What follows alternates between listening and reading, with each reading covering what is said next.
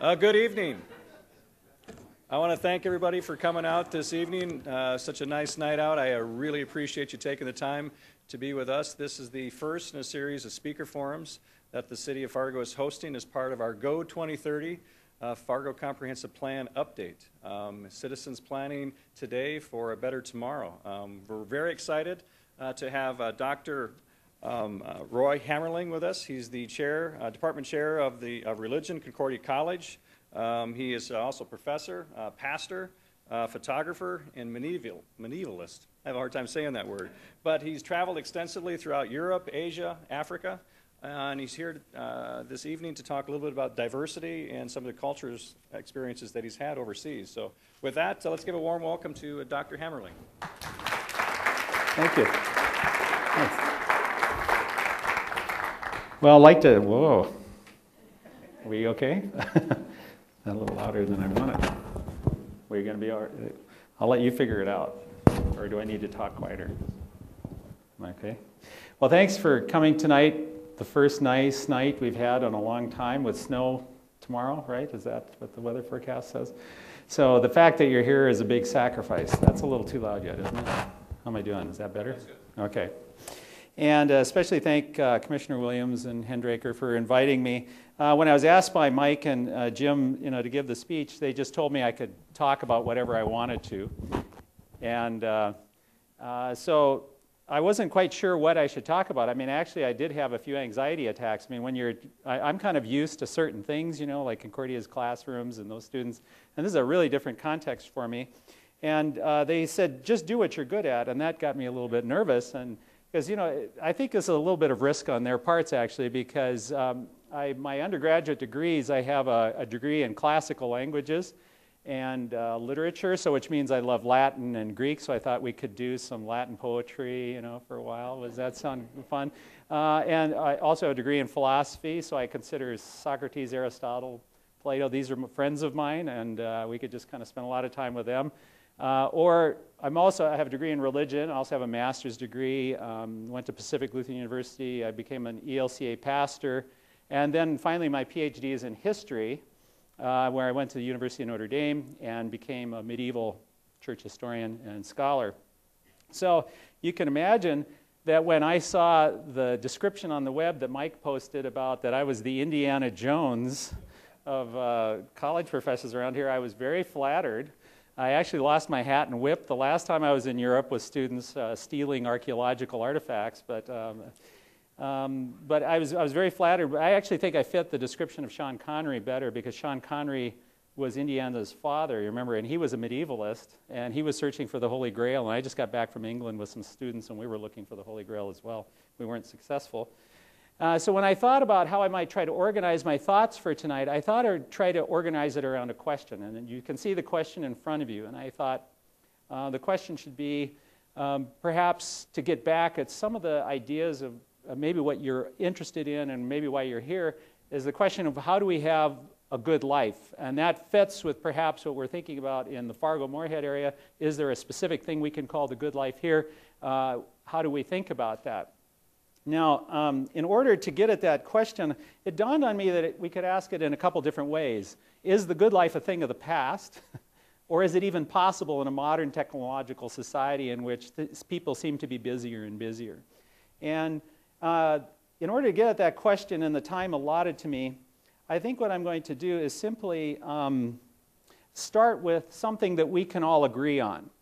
And because to answer the question of what the good life is not a very simple question. As soon as I started getting into it, I thought, well, that's a little harder than I thought. So what we'll try to do is I think we can agree on what it is not. The good life is not about wealth or power or fame. I think we could agree on that. As we look back over history, and as you can tell, I'm a historian. I feel really comfortable in old libraries with musty Latin texts and reading these things throughout Europe and the world. If we look back through history, I'm going to quote a bunch of people from different times, and I could use a lot more names. If you want to go into some of these things, we can afterwards. We'll have some question time. But I'm just going to pick a few people from over about a 2,000-year span and use them as a way to kind of get at the question of the good life. And I think the historical folk that we will look at would all say that these are illusions. that wealth, fame, and power are just ways that we tend to think is the good life, but they really aren't. I'm going to start with my friend Aristotle. In his book, The Nicomachean Ethics, he says that whenever we as a group of people or individuals make decisions, we always make decisions based upon what we think is best for us. So I'm presented with two choices, good and bad. Which will I take? Good, right? I was talking with Ann Zavarol. She says, I want the good life, when we walked in. That's what I want. I want to sign up. Where do I, right away, I want that, right? We all want the good life. And so Aristotle says we're incapable of making a decision that would choose towards bad, unless, of course, we think the bad is good, and then the other thing becomes bad. But it's always because we think it's good. But sometimes we're deluded in thinking the good is bad, and, well, of course, we're getting in trouble already. So, for example, let me try to illustrate this. We just went through Easter, right? And so imagine that when we're children and we have these Easter egg hunts, right? And you go out, and it's Easter time, and we have a choice. Should I eat that chocolate bunny, or should I not eat the chocolate bunny? More difficult choice if you're a mother and it's your children's chocolate bunnies before you've given it to them. But we say, that could be really good. The chocolate bunny tastes great to me. I think I'm going to eat it. I think the chocolate bunnies are in particularly good if they have Belgian chocolate in them. But if you like white chocolate, I've got both in front of us. Now, so we decide to choose. Eat the chocolate bunny. It tastes great.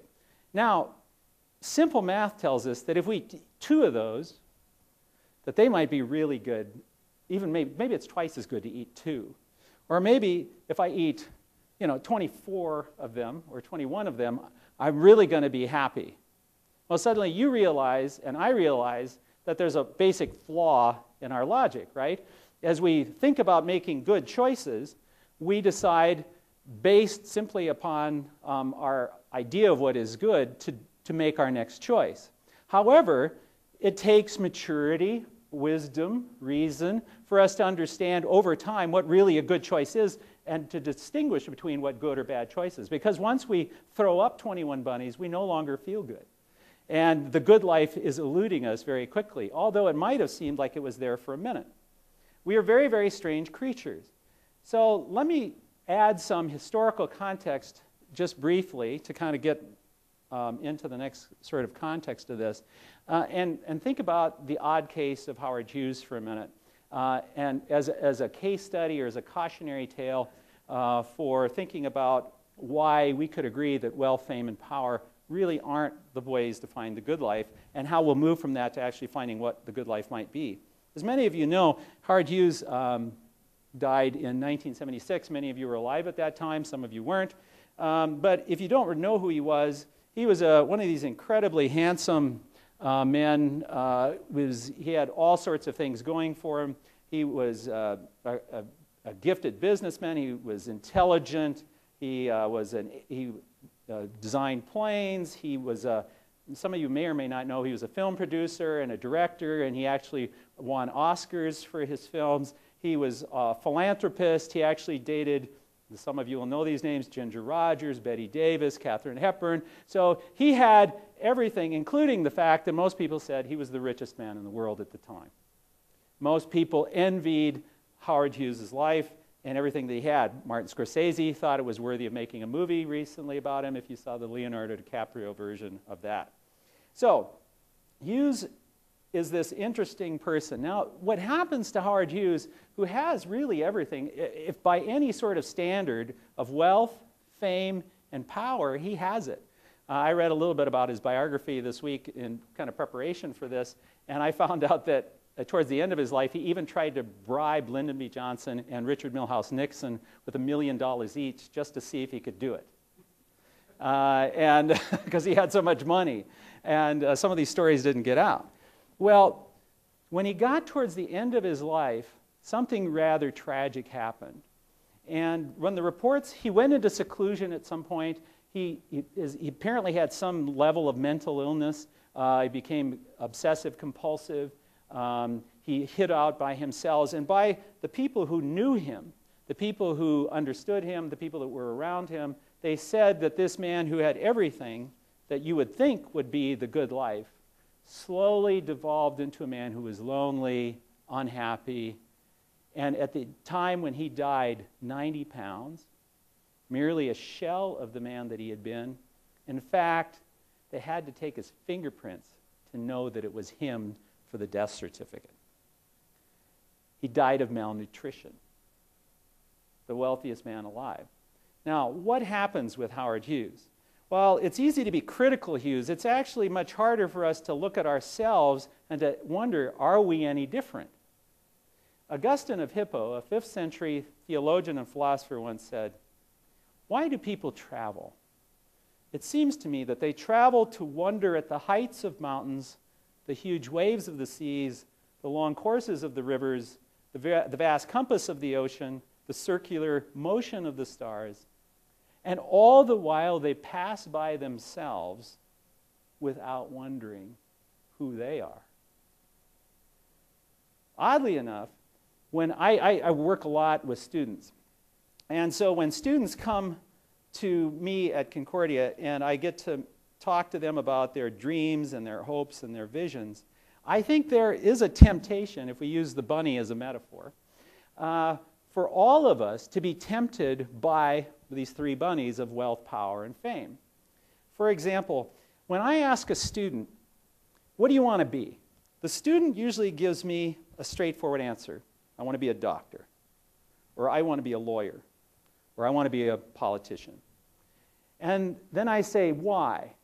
And then they usually give me a twofold answer. The answer is something like, I want to serve people, and I want to enjoy life. And those 2 things come up all the time. Now, I think the first one is admirable, to serve people. I think a hint of the good life is buried in that.